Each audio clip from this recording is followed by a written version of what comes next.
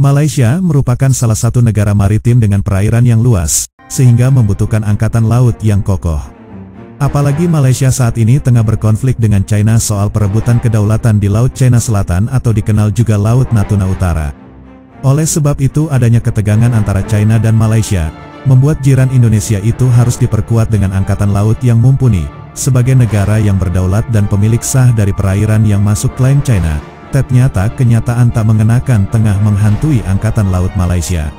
Alih-alih punya angkatan laut mumpuni, Malaysia kini tengah dihadapkan pada kenyataan pahit dari TLDM. Sebagai penjaga perairan Malaysia, nyatanya angkatan laut negeri jiran itu tengah dilanda permasalahan serius. Masa krusial saat ini tengah melanda angkatan laut Malaysia. Angkatan Laut Malaysia tengah dihadapkan pada kenyataan getir mengenai kekuatan militer miliknya. Pil pahit harus ditelan oleh Angkatan Laut Malaysia, lantaran aset militer TLDM nyatanya mayoritas tak mumpuni. Permasalahan yang dihadapi Angkatan Laut Malaysia ini tentunya bukan tanpa alasan. Lebih dari setengah aset milik Angkatan Laut Malaysia disebut sudah usang. Media jiran yakni Defense Security Asia juga membongkar soal kondisi Angkatan Laut Malaysia saat ini. Sumber mengungkapkan jika Angkatan Laut Malaysia saat ini dipandang tak setara jika dibandingkan dengan tetangga. Oleh sebab itu Angkatan Laut Malaysia tak dianggap sebagai mitra strategis. Kenyataan pahit ini disebut mempengaruhi hubungan Angkatan Laut Malaysia dengan berbagai negara. Kemampuan RMN dipandang tidak setara dengan Angkatan Laut dari berbagai negara dan ini menjadikan RMN bukan mitra strategis yang kredibel, sehingga mempengaruhi hubungan pertahanan internasional negara tersebut, katanya.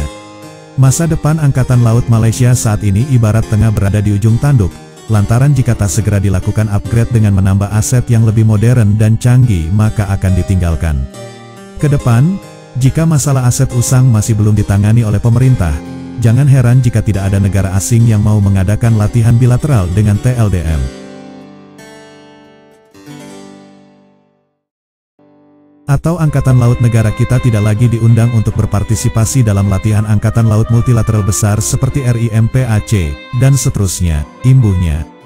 Media jiran itu juga menyayangkan hal ini bisa terjadi pada Angkatan Laut Malaysia.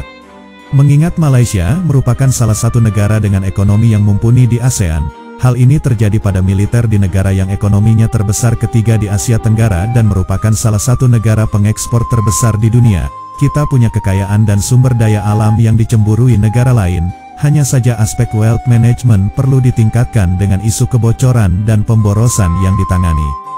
Tentu saja, apa yang terjadi pada TLDM dan cabang-cabang lainnya tidak terjadi dalam sehari atau dalam waktu singkat, tetapi ketidakpedulian para atasan terhadap kebutuhan TLDM dan cabang-cabang ATM lainnya telah terjadi puluhan tahun sebelumnya, terang media jiran itu. Oleh sebab itu Defense Security Asia mencoba untuk membongkar penyakit dari Angkatan Laut Malaysia. Para atasan membiarkan penyakit keusangan aset yang mereka hadapi berlama-lama tanpa ada solusi atau obat untuk menyembuhkannya. Apapun yang diminta oleh TLDM dan cabang ATM lainnya akan dijawab oleh atasan dengan jawaban standar, seolah-olah sudah diajarkan bahwa kita akan belajar dulu yang pada akhirnya akan diam, sebuah studi yang memakan waktu bertahun-tahun tanpa akhir yang terlihat. Anehnya, ketika datang untuk mengganti mobil dinas, tidak ada penelitian bertahun-tahun yang dilakukan dengan keputusan yang diambil dengan cepat dan menyeluruh. Sangat efisien. Jika atasan merasa perlu mengganti mobil dinas karena sudah terlalu tua, mudah rusak hingga membahayakan keselamatannya, mengapa analogi yang sama tidak diterapkan pada aset militer?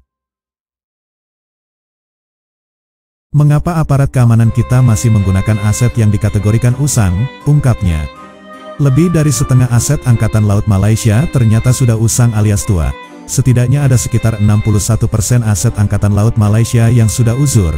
Begitulah yang terjadi selama beberapa dekade hingga mencapai titik di mana 61% aset TLDM dikategorikan usang, imbuhnya.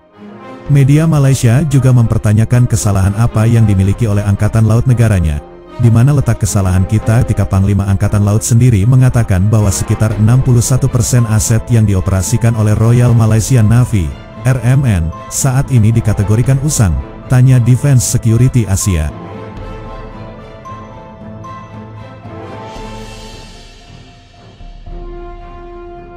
Tak luput disinggung pula jika permasalahan ini tak segera diatasi, maka kedepannya Angkatan Laut Malaysia akan semakin dikucilkan.